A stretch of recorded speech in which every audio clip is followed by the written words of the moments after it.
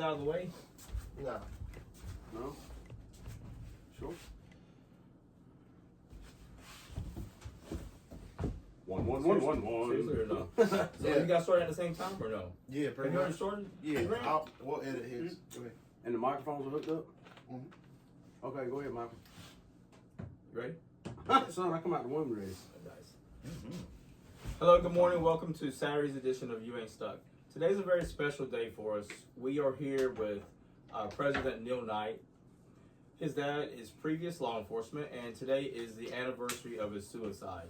Not all topics can be fun, but we realize that today is about family, and our dads can teach us something.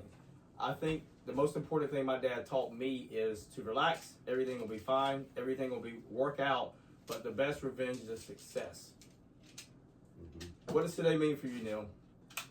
Today's about family, man. It's about reflection and memories. It's about being there for one another and asking the hard questions whenever something needs to be said. You need to say it. You know, I might be a butthole. I run around and run on this premise. I might be a butthole in people's eyes, but you alive. I'd rather be a butthole in somebody's eyes, and you woke up tomorrow because I said it. You know, but family is not always blood. You know, I got these fellas here. You know, everybody here at You Ain't Stuck and the extended family for You Ain't Stuck. We're all family, and we're not all blood. But that doesn't mean anything. It's about being there for one another, loving one another, and supporting one another, and giving the honest, true advice that we honestly need. So that's what today is for me. I'm not going to say it ain't hard by any means, but it makes it a lot easier because my brothers is here. You know, I mean, it's what, 9 o'clock, 9:30 in the morning, 9:43 in the morning, and we're sitting out here in the man cave, and they surprised me. We done cooked some fried eggs. We had a good conversation about all kinds. We're just hanging out, and man, just knowing that they thought of me today means more than anybody will ever know. And I think one of the most important things, I would say 2 years ago, I was having a hard time because my dad had passed, and Taylor, which is a family member, came to Raleigh. He brought me a picture of my mom and dad, and we hung out all day. He knew I didn't want to do a bunch of talking, but he knew it was about being there. If you think about things your dad taught me, on my dad's obituary, we put his favorite saying, "What you do speaks so loudly that what you say I cannot hear." And sometimes we say we love each other, but what are you doing to actually show it? You know, he told me, "I'm your dad, I'm not your best friend, and we're never going to have a beer together." He always stuck by that. Nature has a hierarchy, and life should have a hierarchy. You got to have respect for people that are older than you because they lead the way for you. Amen. Amen. And that, you know, I want to reemphasize something because you've said that saying from your dad a lot over the course of our friendship. Mm-hmm. And man, I'm gonna tell you something. I use it now. You know, you're not the only person that says that now. I say it now too. What you do speaks so loudly. The words you say I cannot hear. Think about it. That right there. That's strong. Like that's strong. That means something. And if you really think about that, your actions speak way louder than anything you could ever say. People can talk all day. You can say it sounds good, but are you there in the end? That boy, and that's what it's about. I think that means a lot, and we're actually honored to have two guests here that actually came in town to see us and see Neil because they care that much. If you think about how many times your phone rings every day, who actually sends you a text or just a checkup on you, that says everything you need to know about who's actually there for me. When it's all said and done, who actually checks up on you to say, are you okay? Are you all right? What do you need? And sometimes it may aggravate you if you don't get a phone call from someone. Yeah. But it's only because I think sometimes our biggest problem is because we care. We give 120%, and maybe they only give us back 75%. And maybe that 75%, maybe they're 120, or that's all they can give you with things going on that they don't want to tell you about. But you can talk to us. You can come see us. The world is a different place now. People are hurting, and we are here to reach out for you. We're always here. Life's a game of chess, not checkers. You always have another move. Sometimes that move's calling us. We have a list of resources that are at our disposal. We can put you in contact with any type of professional or anything you can think of. You need a plumber? I know a guy.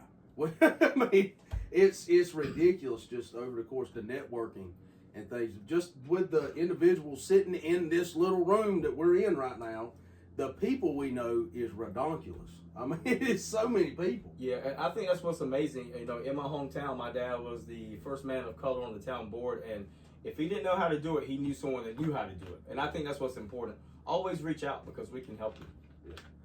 I'm gonna say this, and then probably going to put somebody else on right quick and let them say what they want to say, and all that. But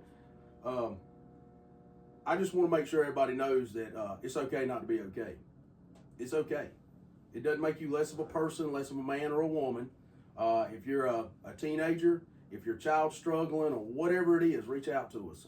We have some resources, and you don't have to go through it alone.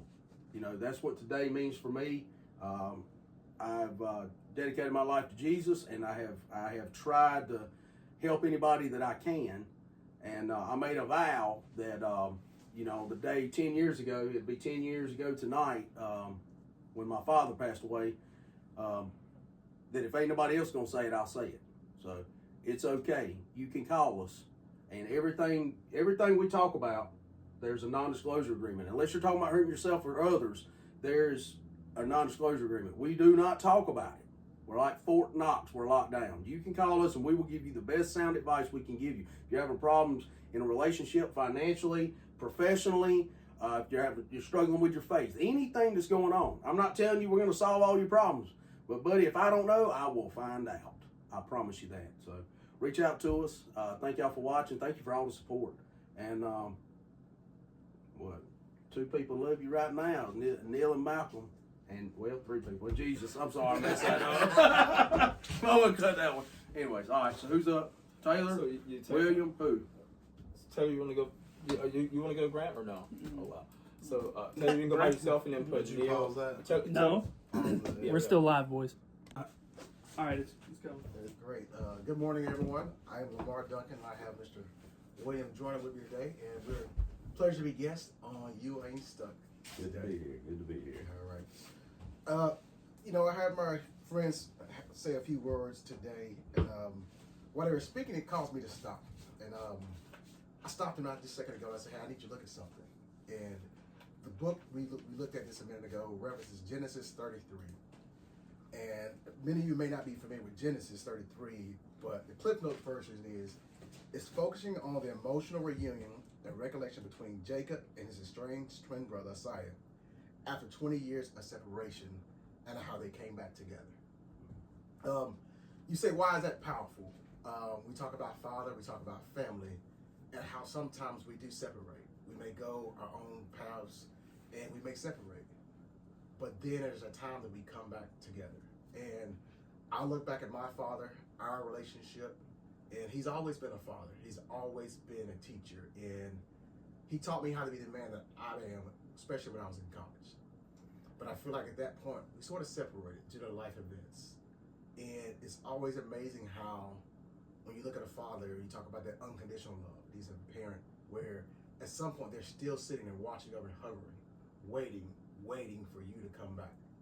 And that chapter means a lot because we talk about, I have a twin brother, one, but that reconciliation when you come back together where that father is sitting there waiting for you, waiting to be that father and to guide you and to come back.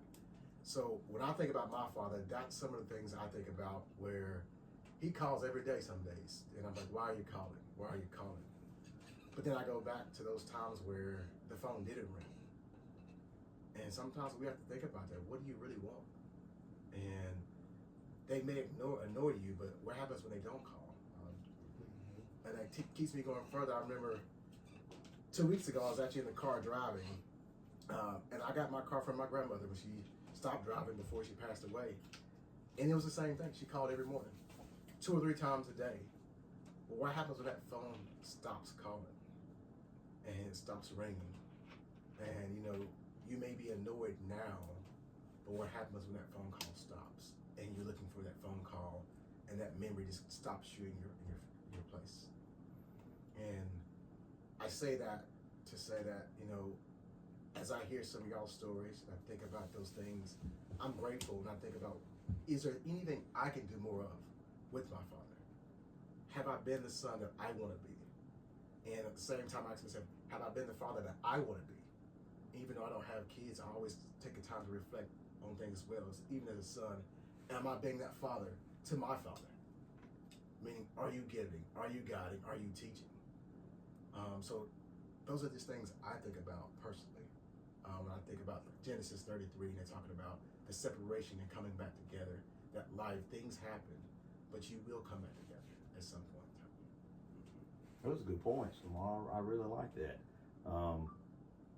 And you're correct. I mean, I myself have a very close relationship with my father. I did not grow up with my mother, and it's just always been me and my father. And you know, sometimes he'll call most impatient man I ever met in my life. Good Lord. Military?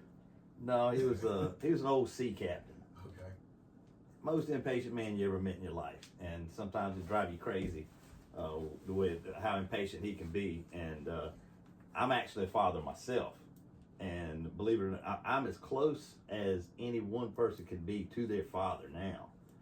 Growing up, I couldn't wait to get out, couldn't wait to leave. Man, I can't wait to get out of here, man. And I only to turn around to say, you know, I really wish I could spend more time. And like you were saying, that there's going to be a day that I won't be able to call him whenever I need him, just to talk. I call him normally every day after I leave the gym, and he's probably now at this point thinking, "Oh God, what does this boy want now?" He's probably turn the tides and say, "Oh God, here he is." But like you said, I call him every day to speak to him, and being a father myself. Believe it or not, my son is actually close to my father. And them two are like two peas in a pod. And I just hope that, like I said, as I age, I hope my son is as close to me as I am to my father.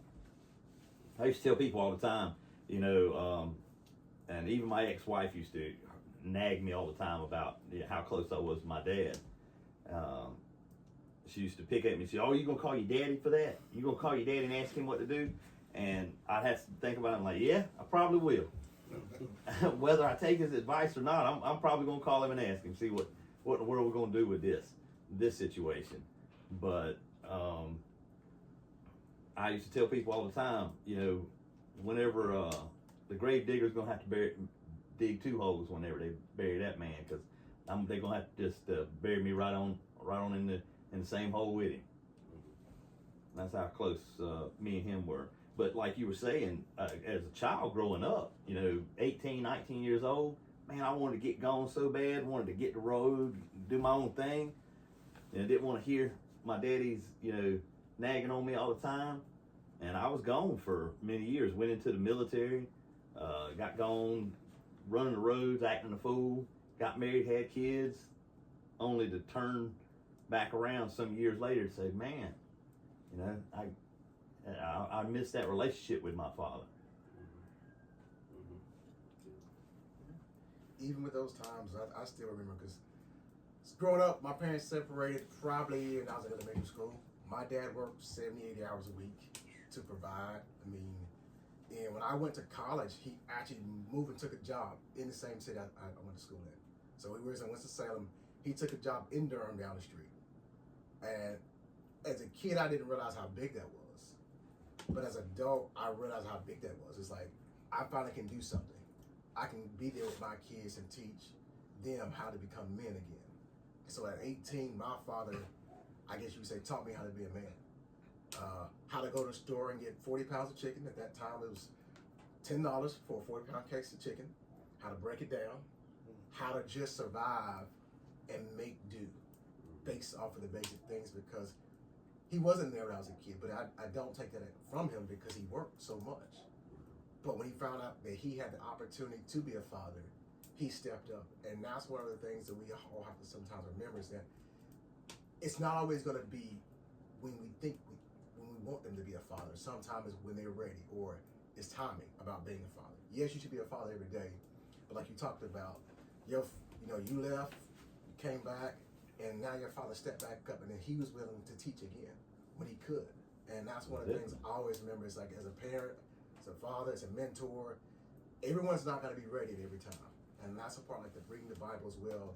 And when you go to church and you hear different stories, you can hear the same story over and over again. But it's about timing, when it actually matters and means something to you, when you actually can take it in. And that's the one thing about being a father and having that guidance. Sometimes he tells you 20 times, and that one time when it finally matters, that story and those things he's taught you actually matters, and you have that guidance to move forward. It's true. That holds a lot of meaning. Yes, sir. Yeah, so think about that with your kid. Never turn your back. And that's the part of that unconditional love. My love for you comes with conditions. Let's be honest. It comes with conditions. The truth. But when you have your child, it's unconditional. Mm-hmm. You don't care what he does. But you're like, I'm gonna stand by you. He may piss you off. You may be ready to strangle him. But if he calls tomorrow and says, "Dad, I need you," I guarantee you may yell and fuss all the way over to go get him, but you will be there. And that's that part of unconditional. Oh, definitely. And definitely. I mean, I can take that 2 steps, man. I got 2 children. One that I speak to on a regular basis and one that doesn't speak to me at all. And I've spoken with some of these gentlemen about that situation on a number of occasions. And the one that call I speak to every day, that's great. Like you said, if he might not call me every day, but he'll call me at least every week. If he calls and say, "Hey, Daddy, I need something," drop what I was doing. The other one, if they would call, I would come running.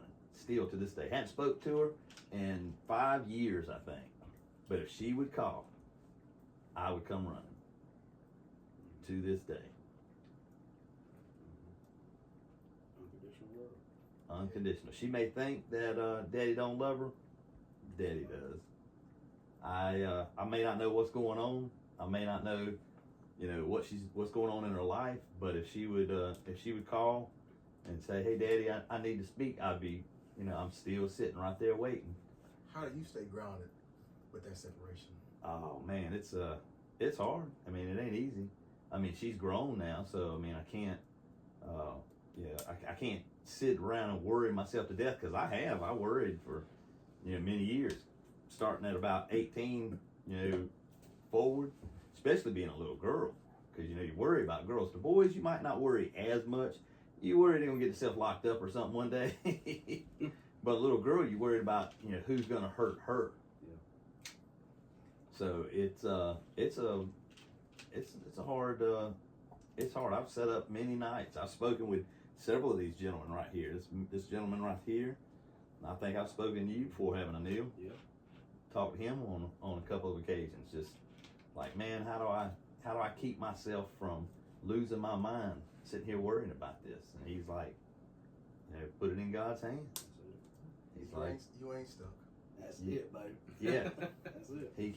He'll tell me, he brings it back. You ain't stuck. I said, nah, I just hope that they aren't. Yeah. All you can do is the best you can do. Yeah. That's perfect, guys. Hit it home. Seriously. All right, guys, it's Taylor and Grant with You Ain't Stuck.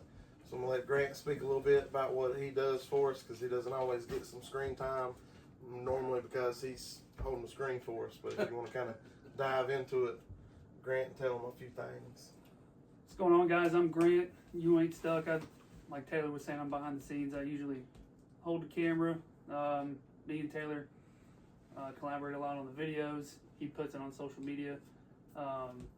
These boys finally got me to sit down and talk to you for a few minutes today, so I'll pass it over to Taylor to see what he's got to say, and then I'll talk for a little bit after. Okay. Yeah, a lot of people don't know. We got Malcolm and Neil here in the near future. Hopefully today, some of us are gonna have to roll right after this video, starting to wrap up and stuff. But me and Neil are gonna kind of sit down, do like a little introduction to who we are and just kind of share it on some of our social medias that we would like to hit on that. One thing me and Malcolm kind of were just speaking about before all this started was, when we're talking to people and stuff, they're like, "Man, we love your videos. We love what y'all are doing, all this stuff." And they were like, "Well, do you are you following us? Are you on Instagram? Are you on this? They're normally like, I only see you on this one. I didn't even know you had. So I mean, we're almost on everything. I think we're attempting to get on to YouTube and kind of dive into that and do a little bit more, because we all have different jobs and we all do stuff just to kind of like wrap up to kind of bring all the videos together. You know, we're talking about, of course, it's Valentine's Day. We're a bunch of dudes hanging out in the woods in a shop, and you know, with our setup and kind of just chilling. But we're here for a purpose, for a brother that has something go on in his life. And I mean, I pretty much, I don't know what everybody else had to do, but I mean, I just told my wife, like, hey, you know, I'm gonna go do this. She's like, it's for Neil. Yeah, go ahead. You know, didn't even question it or ask anything. So I do got to be back at 12 to start the barbecue, but that's a different story. But I mean, just to bring up the brotherhood of what happened, I mean, me and Neil pretty much started. We had a third body that passed away, and we kind of just always hung out like a work situation. And then Grant kind of got thrown in that mix when he started working with us at our main job. And then Neil goes off trying to be supportive of a different brother that had something going on, and he you know, well, I can drive you around, help you out, and do stuff. And him and Malcolm end up linking up. And then next thing we know, we meet Malcolm, and we're meeting people from Japan and everywhere else. I mean, he just knows anybody and everybody. So like they said, one of Neil's biggest sayings that he's kind of changed it here recently, but I remember back in the day, me and Neil would always be running around. We were partners. If y'all didn't know, like we would show up at the same time, and he'd always be like, "This is little teacup," because I'm a bigger guy and taller than him, so it's funny. And then he's like, "I'm your knight in shining armor." So everybody that rubbed off on a lot of people, and they would be calling and asking for us when they needed help or needing questioning. But for the most part, being able to bring these people together, and just like one thing we just spoke on is sometimes, you know, we wrap people together and we don't even know what's going to end up with that, because we do have like a little get together. It's a really funny story, and I hope they don't get mad at me telling it, because what I understood is they said, hey, I just had became ordained, and Neil's like, we're going to a preacher conference. So I get excited and I dress for a preacher's conference. Next thing I know, we pull up at Myrtle Beach, and I see Malcolm hanging out in swimming trunks, just talking about, y'all ready? And next thing I know, there's 10 or 12 other guys that have nothing to do with a preacher conference. And since then, we have made it 4 or 5 years now. Were y'all in overalls at least? No, we were not. I do believe Neil may have been, but I kind of, like, literally, I don't even know if I brought swim trunks. I think we had to go the first year. I had to go to the store because I was like, man, y'all playing with me. So, Water, the baptism. Yeah. They baptized me into it real quick. And I think it was like the very next year we got Grant to come with us. And then since then, y'all, Malcolm, y'all were doing that before me and Neil came 20 along. years ago. Yeah. So I mean, it's something that everybody can add on. And I mean, the group of guys that we have now, some of us talk every day, some of us text each other, some of us don't talk until we see each other once a year. And I mean, it's just that same connection of anything. But I really feel like if I called anybody, especially in this room, hey man, I need something, I mean, they would just pull up. I mean, it'd be no questions asked. Some of us are 3-4 hours away. Some of us are, you know, locked down where they can't even get out and have to post bond to get out. So, Yeah. I mean, it's fun to see what happens when we really need each other, and just to bring that whole brotherhood of what we got going on, which is what we try and pass on and try and teach others and kind of help get their minds wrapped around. I have a few other friends that, I mean, I don't talk to every day. I got one, I mean, when we see each other, it's like, oh, we're going out to eat. We could just be walking around in Walmart. Well, that's it. We're just going to go hang out for a couple hours. And, I mean, that's what you got to find, is the people that are going to be there for you and help you through difficult times. Because when you do get stuck and you do feel that you're stuck and you don't have anybody, that's the main thing we're trying to say, is that that's not something that can happen. There's always somebody you're going to be able to call. Mm-hmm. And what Neil's slogan that I was saying earlier that I skipped right over was, you always have people that you can get with, and if you call us and we're not that guy, we know them. It might not be us. We're not gonna always promise we can help, but we know them or we can find them. and hook you right up with them. So you're Got saying your we ain't fellowship stuck at with you. church. Yeah, you ain't stuck with me because I know some people don't like dealing with me. Yeah. So, but But you got your fellowship at church, but in your personal life, you need to have your own fellowship. Mhm. You can't. Life is hard, man. You can't do it on your own. So, and like with these two, I mean, if your parents are there for you, but one day they're not going to be there. So, who are you going to fall back on? Who are you going to keep bothering every day? You know? Who are you going to call when you get out of the gym? You ain't got no one to talk to. So, True. you got to have some true friends. So, and I think I found that with this group of gentlemen here. So, I know I could call Neil, Malcolm, Joyner, Cups. I'd call any of these guys, and if I asked for help, I think they'd be there in a minute. So, and I do think the key to our group is Neil always says that we're not responsible for your feelings about my opinion. We all keep each other honest. We're not the friends that are going to call each other and baby them and be like, oh man, it's going to be all right. We tell them the truth. Like either you messed up or hey man, you didn't mess up and this is what's up. And that's true friendship. And we know that's intimidating to sometimes find, and it's hard to find where you mesh and where you do stuff. But you have to find those key individuals, and once you do, I mean, life just totally is different because then you have different alleys and different ways to rely on. well, it's like what you were saying too. You've got to hold each other accountable. Mm-hmm. I know I've called Neil a few times, or you, or anyone, and they're like, you're messing up, man. Mm-hmm. You need to get yourself right. You can't keep doing that. So, Well, like when Lamar and Malcolm pulled up, we were trying to figure out who Lamar was because we're like, what, Malcolm get a new car, and then we're like, what in the world? We're like, that's Lamar's car, and then he gets out, and Neil just goes, Lamar's one of them friends. It could be 6:30 in the morning. He's gonna be knocking on your door talking about, hey man, y'all gonna do breakfast or what? So I mean, different people do different things. Granted, you do have boundaries sometimes. Tell people, hey, don't show up at 6:30, but 6:45. 6:45. So, but I mean, do y'all want to speak on anything, Malcolm, like bringing people together? Because I mean, I think you have been a true inspire to me on being able to bring people together, even people that, like, a lot of the time you're like, man, he's not part of this group or part of us. You're still able to talk. You can talk to anybody and just mold everybody in. It's interesting. Just talking over good. Yeah. They should be able to hear you. Or I can throw this microphone real fast. I'll say something too. It's interesting what you said though. I like the piece how you talked about. Called it. I like the piece about how you talked about how you went to Myrtle Beach, expecting to go for a preacher conference, and how you had to be able to adapt.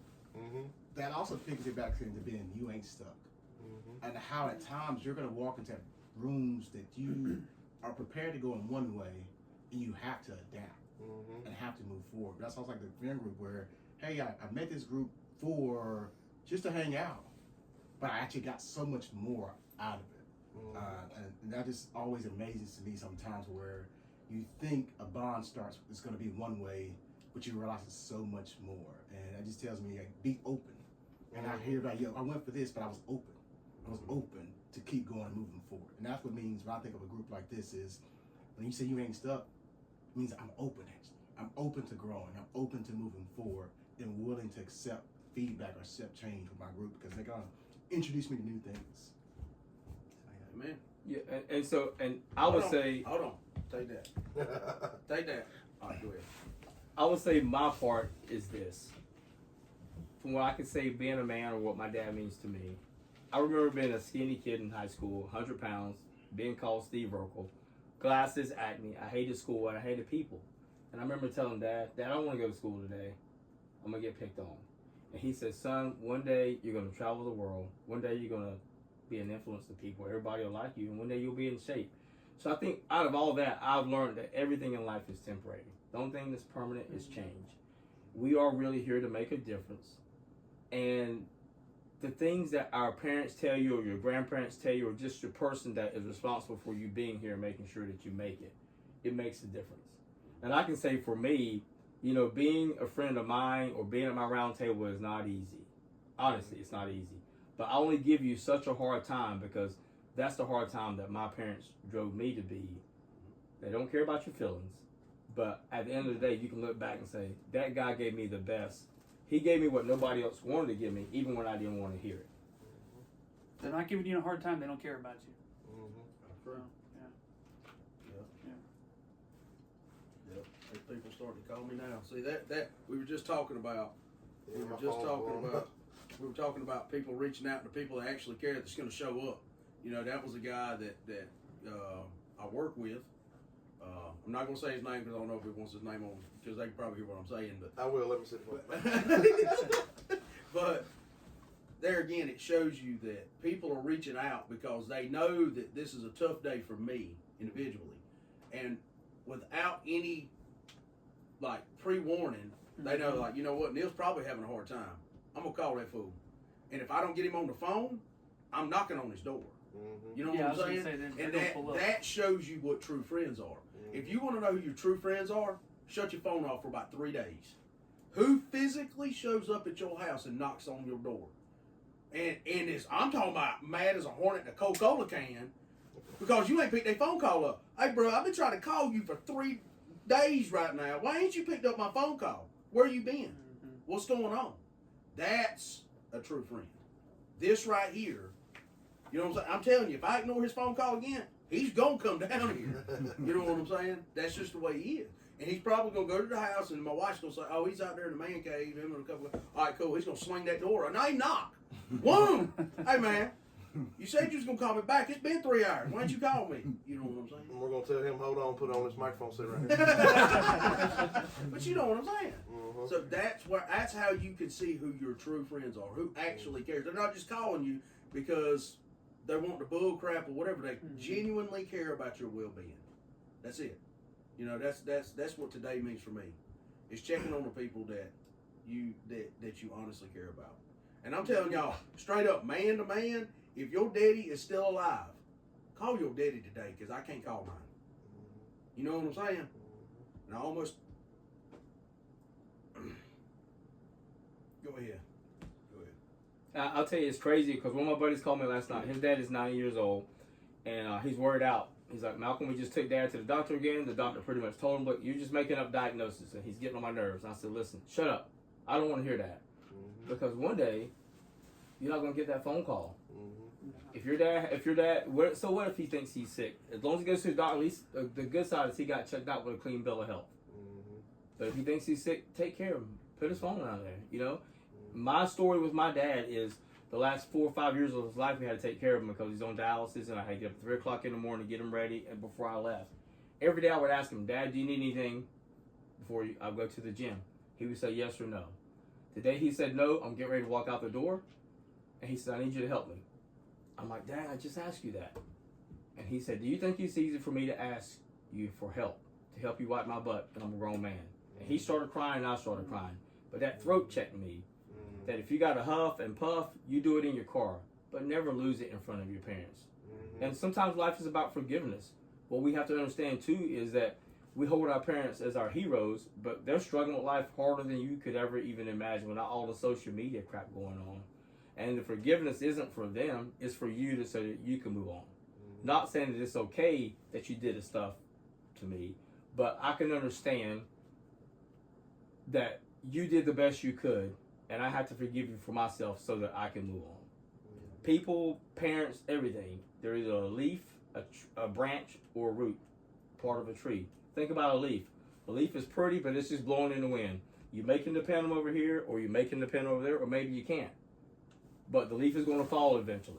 Sometimes you gotta pick them out the front yard too. Yeah. Sometimes, and then some people are branches. You go on that branch. What happens when a bird got on the branch? The branch may or may not hold them. And that friend may be there for you, or it may not be there for you. It may pick up the phone, it may not pick up the phone. Some people are like the roots of a tree. The roots ain't going nowhere. I can call you 3 o'clock in the morning. Hey, Neil, Taylor, Grant, William, Lamar, I need you now. They're going to be there. So your key to life is to find out the person that you meet. Are they a leaf, a branch, or a root? And that's what You Ain't Stuck is about. We're roots. Amen. I like that. Yep. Amen. And then to tie like kind of bring some things full circle. Like, was it last? It was 2 years ago, right? I mean, you kind of met because it was last year. I brought my dad. I think. We all met the 3 same. years We all ago. met the same time. Grant. Jordan wasn't there the first year I was there. Was he not? No, it was just It was you about- it was with probably the 3 air years mattress ago. and the chicken wings. It don't matter. So- Air I mean, the wings mattress were good and though. chicken. The wings were good. You know he gonna remember the food. Yeah. I say you remember chicken wings that year, ribs next year. It's like They were all flats. Well, it's evolved into me and Lamar fighting over what appetizers we're bringing the first day, and like what we're gonna cook the next day and stuff. that is the most interesting thing. Like, you don't think about like I bought chicken wings the first year, and like you said, we've been battling every year. No one's telling what each other's bringing. It's like, hey, I gotta compete. I gotta have a great dish. Yeah, we turned it into like a cook-off. It's like me and Lamar are the only two that care about cooking. Everybody else is just like, man, this is awesome. we have a salad cook-offs every year. All I remember is that spaghetti. Oh yeah. I think we all remember that. Yeah. Well, I think we remember you and the Yeah. Going down and coming up. Yeah. Hey, it was good though. It was good though, yeah. It was But good. I will tell you, but even with something just as far as like the beach trip, those trips are keys every year that we all have to make, no matter what. We all And have to it's make. just funny that Joyner gets there, and then it was the year before I brought my dad because I remember I met Joyner and he's like talking cups, and like trying to figure out. And he's like, "Is your daddy so and so?" And it's funny that they used to work together, and then out in the wild we just start connecting and become good friends. Then that next year I think I brought my father-in-law and my father, and then Yeah, you them did. two. How long had y'all not seen each other? Like Oh man, 7 years, maybe 8. probably Longer more than than that. Probably more than that.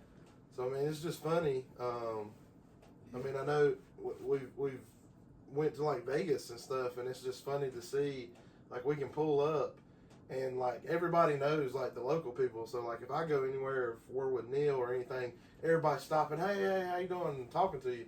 But when you go to a whole nother state or another place, and like we were walking around in Vegas, just kind of walking, and people were like coming up, Malcolm, and I mean it was just, oh let me introduce y'all to these guys, and just I mean it's so good to get the connections and kind of see how crazy the world is so small, even though it seems so big, and that's why I'm very confident in what we try and do. And like I said, if we ain't the people, if we're not that guy, we know them. We might not personally know them, but we know somebody that can get you that phone number or get you that connect or get you that resource. Your story's crazy. The fact is, your friend you met knew your father. Like that is, That's pretty cool. it's cool, but like you talk about, you didn't get to meet him, spend a lot of time with him, but it's like, yo, he got to spend time with him, and Served in the military with Yeah. you. My detachment sergeant. I was a boy. I was just a child.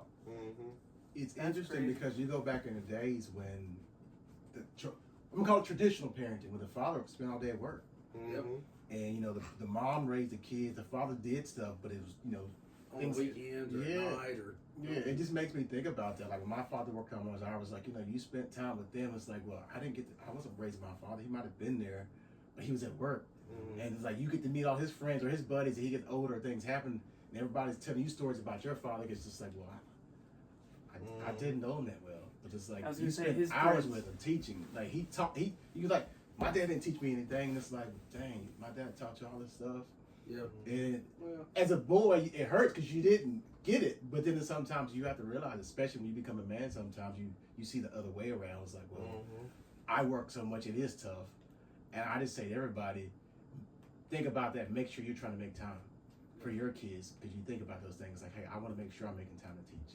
And that's why I like the relationship with your daughter for one. But Yeah. for me, my best feeling in the world, I knew every day at 3:35 my dad's truck was coming on that dirt road. Yeah. I'm like, Dad's home. You know what I mean? That's all. That's like the best feeling in the world. You know what I mean? Best Yeah. feeling in the world. you know, the biggest thing that besides all the obvious stuff when my father died, what I really lost, in the emergency services world, you got to have that outlet, because Banker Bob's not dealing with the same things that us three deal with. You know what I'm saying? Like we deal with a lot of destruction and evil and just traumatic situations on a daily basis, and you got to have that outlet. You know, and before now, obviously, before the you ain't stuck period, which has been, oh my God, we've been doing this, what, 5 years? Probably? Something like that. The videos started out 5 years ago or something. So, anyways, before that, I didn't realize it, but he was my outlet. You know, whenever I'd see something happen to a child, for example, you know, because it happens. You know, evil is a very real thing on this earth. And when that bothered me, and it brought me to tears, you know, and I didn't know how to process it. He was my outlet, you know. So he'd be the one. If my daddy didn't pick the phone up, he called me back within 30 seconds. It's 2 o'clock in the morning. He's obviously asleep. He was a paramedic for my whole life. He had 3 or 4 jobs at times, you know, just always trying to fight. But he would always call me back and say, "What's going on, son? Tell me what's going on," right? And I would tell him, and he would, the same thing. All I'm doing is I took what he's doing and I just expanded it to the community. Because he would give that to me. He would give me that peace and that guidance, right? And it would make me feel better. You know what I'm saying? He'd let me verbally throw up, just get it out. He can relate to it because he's been there, right? And I would feel better about it. That's all. So that's one of the biggest things I took away from my father, and that sucks, man. When you don't have that, when you don't have this, because there are people that watch our videos, y'all, that don't have this. They don't have a group of people or just one person that they can call. You know what I mean? Like I did with my father. And whenever my dad died, I didn't have that outlet. And then that's when my cup started filling up. Well, you know what I mean? It's hard to talk about stuff that you deal with as working in emergency services with someone who doesn't. Like you said, I can't tell Banker Bob that I saw a wreck and someone got ejected through the windshield because they weren't wearing a seatbelt, and I had to help the fire department scrape them off the pavement. Yeah, it sucks. Banker Bob ain't gonna know what to tell you or how to make you feel better about that. So, amen. Well, saying that's it, man. And if we can be that outlet for people, you know, and I'm not saying we're better than anybody. Yeah. I never say that. I put my pants on the same way, well, my overalls on the same way anybody else would, you know. But if we can just ease somebody's pain, you know, the biggest thing for what we're doing, what I'm trying to accomplish, not only am I trying to share Jesus with people, that's number one. But one of the biggest things I'm trying to accomplish is have somebody that I know is going down the same path or a similar path that I went down. I was trying to navigate waters that I had no idea how to navigate. I didn't know what I was doing. I didn't know which way to go. I was like I was in the dark and I was just trying to figure out which way to walk or swim or whatever you want to call it. And I don't want I've been down that path. There's light at the end of the tunnel. And if I can help somebody and walk beside them or push them through a situation, because I know that light's there. And instead of letting them veer, no, bro, go this way. Stop. This is where you need to be. And just help them navigate something that they don't know how to navigate. If I can be that for somebody, every day. And, you know, I think what people don't understand, I would say, you know, I know my dad was a real man. So You Ain't Stuck has respect for men, women, and children. Yeah. And I'll go by saying this. I had 5 siblings. I remember my dad going on hunting trips and fishing trips and trips with the boys. And my mom packing his lunch and his luggage and said, "Have a good time. I'll see you when you get back." But she knew that he held down the house. You know what I mean? And I think that's what it's about, is being a real man.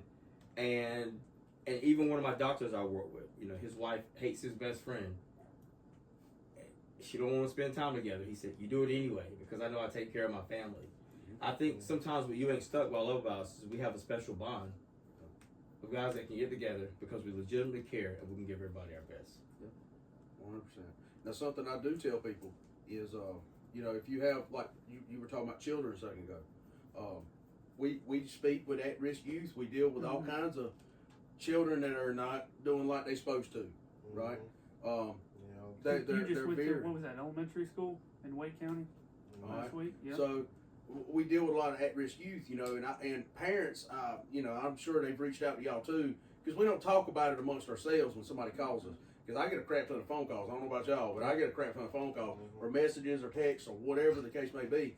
And Some of them involve children. You know, how can I tell my child this and that and this and that? And when it comes to a little boy, I'm gonna tell you exactly what I think. You know, this child's doing this. This is how you correct that behavior.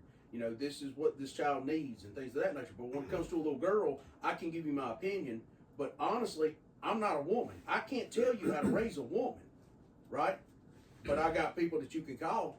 I got a lady right now that will give you the best honest advice how to raise a full-grown woman.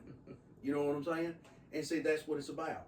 Having those resources and being able to give them out to people where they can we can make a difference. Let's dig this problem up by the roots and let's solve the problem, not just treat the side effects to crap. You know what I'm saying? Yeah, I think what's great about our group is, you know, now we are officially one of the mentors for the school I told you about.